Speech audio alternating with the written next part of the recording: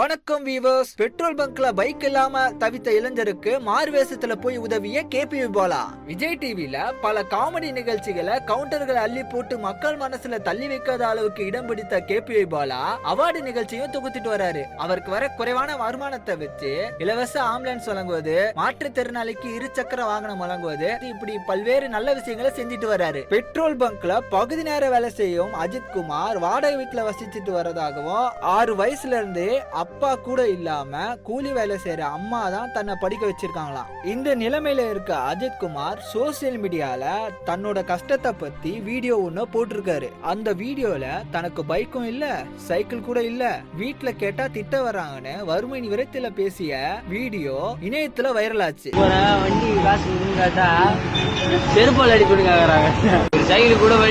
இந்த வீடியோவை தன்னோட இன்ஸ்டாகிராம் பக்கத்துல எதாச்சியா பார்த்த கேபி பாலா தன்னோட உணர்ச்சிகளை கட்டுப்படுத்த முடியாம அவரோட கஷ்டத்தை போக்குற மாதிரி பைக்கே பரிசா கொடுத்திருக்காரு. இத தன்னோட இன்ஸ்டாகிராம் பேஜ்லயும் கேபி பாலா போட்டிருக்காரு. இந்த வீடியோ வைரலாகி வரும் நிலையில பாலாவுக்கு பலரும் வாழ்த்து தெரிவிச்சிட்டு வராங்க.